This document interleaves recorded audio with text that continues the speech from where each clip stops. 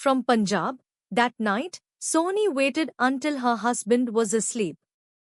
She rose.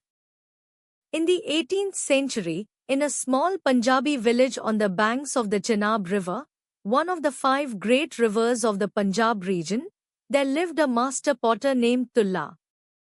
He was a Hindu, of the Kumhar caste, the traditional potters of Punjab. He produced beautiful clay pots and water vessels and shallow plates, which were prized by the merchants of the city of Gujarat, today a city in Pakistani Punjab. Tullah had a daughter.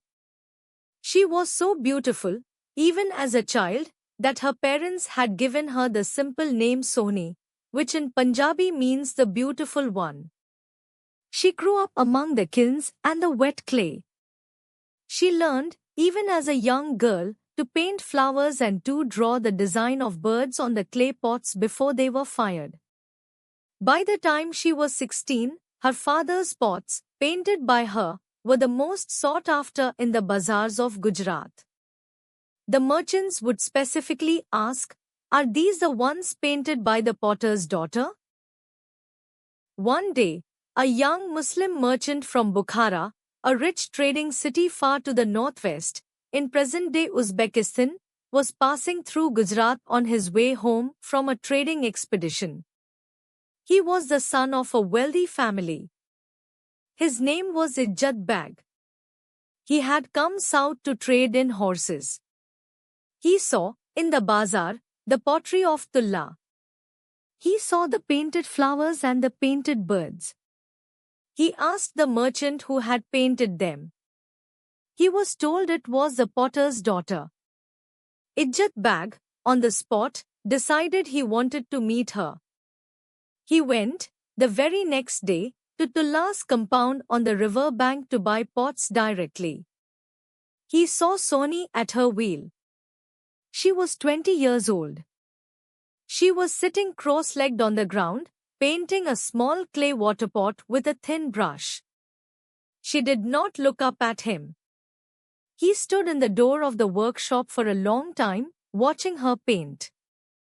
Eventually she felt him watching. She looked up. Their eyes met. They looked at each other for what the Punjabi poets later called one breath of eternity. Ijjat Beg forgot, in that single look, that he was Muslim, that he was rich, that he was from Bukhara, that he had a caravan waiting to take him home. Ijjat Beg did not go home. He sold his horses. He sent his caravan back to Bukhara without him. He gave away his rich Bukhara clothes. He dressed in the simple rough cloth of a Punjabi laborer. He took a job in Tullah's village. The job he was given was the lowest job in the village. He was made the herder of the village buffaloes. Every dawn, he led the buffaloes out to graze in the river meadows. Every evening, he brought them back. The villagers laughed at him. The rich Bukhara merchant had become, of his own choice, a buffalo herder. They began to call him by a nickname, Mahiwal, which in Punjabi means the buffalo keeper. Ijjat Beg accepted the name. He let it become his name. He herded the village's buffaloes, day after day, only to see Soni for 1 or 2 brief moments each evening when she came down to the river with her father's pots to fire them in the riverside kilns. The Punjabi folk songs say that Soni and Mahiwal, for that was how they were known by now, fell completely in love. They never spoke. They simply looked at each other every evening on the riverbank. Soni's family eventually became aware that their daughter was looking too long, too often, at the strange buffalo herder from foreign parts. Soni's father, Tullah, took action. He arranged her marriage to a Hindu potter from another village, a steady, hard-working man named Kala, who would treat her well, who would carry on the family's pottery business, who was, in every measurable way, a perfect match. Soni was given no say in this. She was married to Kala. She moved to Kala's house in the new village, which was on the opposite bank of the same Chenab River, a few miles downstream. Kala was, in fact, a kind husband. He provided for her. He never raised his voice. But Soni did not love him. She had loved, for that one breath of eternity, only Mahiwal. Mahiwal, meanwhile, in his own village, had not stopped loving her. He learned which village Soni had been married into. He moved his entire household, his hut, his buffaloes, his belongings, to a small island in the middle of the Chenab River, almost exactly opposite Soni's new house on the far bank. He could see her house from his island. She could see his island from her courtyard. Soni began, in the nights when her husband was deeply asleep, to swim across the Chenab River to visit Mahiwal on his island. The Chenab is a wide, fast-flowing river. Soni was not a strong swimmer. She solved the problem by floating across on an unbaked clay pot, a pot that her father had taught her to make, that was hardened just enough to hold air, but not so much that it became heavy.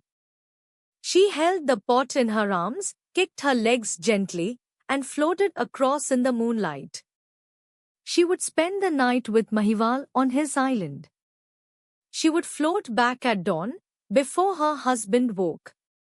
She did this, in some versions of the story, for many years. In other versions, for many months. The visits, the songs say, were the only happiness either of them had. Mahiwal would catch fish from the river all afternoon. Soni would, on the nights when she came, cook the fish over a small fire. They would talk for the few hours they had. They would eat together. They would say goodbye before dawn. She would slip back into the river with her pot. They never thought, the songs say, of running away together. They knew there was no place in the Punjab where a Muslim buffalo herder from Bukhara and a married Hindu woman could ever live together. They accepted that. They took what they had. Soni's sister-in-law, Kala's sister, who lived in the same house, had, however, been watching for some weeks. She had noticed Soni slipping out of the house at night. She had noticed Soni returning at dawn with damp clothes. She had, finally, noticed Soni hiding a clay pot in a corner of the family compound where the family kept old, unused pots. The sister-in-law was a deeply traditional woman. She believed that what Soni was doing brought shame on the family. She decided to act. One afternoon, when Soni was at the well, the sister-in-law went to the corner where Soni had hidden her unbaked pot. She removed it. She replaced it with an identical-looking pot, but this pot was unbaked in the wrong way. It was raw. It was made of fresh wet clay that, when placed in water, would soften and dissolve. The sister-in-law put the false pot back in the corner. She told no one. She went to bed. That night, Soni waited until her husband was asleep. She rose. She slipped out of the house. She took the pot from the corner. She walked to the river bank. The night was very dark, there was no moon. She stepped into the water. She began to float across, holding the pot to her chest, kicking her legs gently as she had 1,000 times before. Halfway across the Chenab, the false pot, made of raw clay, began to soften in the cold water. The clay melted away from her arms. She tried, frantically, to swim. She had been so dependent on the pot for so long that she had never learned to swim properly. She began to sink. She cried out, just once, in the dark. Mahiwal, on his island, heard the sound. He recognized her voice. He ran to the river. He threw himself into the water without thinking. He swam as hard as he could into the middle of the river toward the sound of his beloved. He reached the spot where she was sinking. He grabbed her in his arms. They held each other in the cold water of the Chenab. The river was strong. Neither of them had the strength left. They sunk together. The Punjabi songs say that they were never afraid in those last moments. They had, finally, the only thing they had wanted, to be in the same place at the same time, with no village, no husband, no families, no Bukhara, no caste, no religion, no shore. The bodies of Sohni and Mahiwal were found, the next morning, washed up together on a sandbar a few miles downstream. They had still been holding each other. The villagers buried them in a single grave on the river bank. The grave is still there. It is a small whitewashed shrine. The Sufi singers of the Punjab, the Qawwals and the Kafi singers, began, even before the 18th century ended, to sing the story.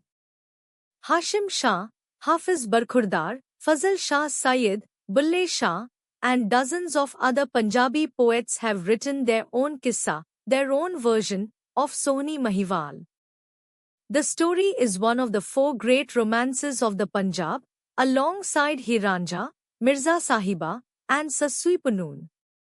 In Punjab, Pakistan, and Indian Punjab today, when a Punjabi grandmother wants to teach her granddaughter that love is the most dangerous thing you can do, she will tell the story of Sohni.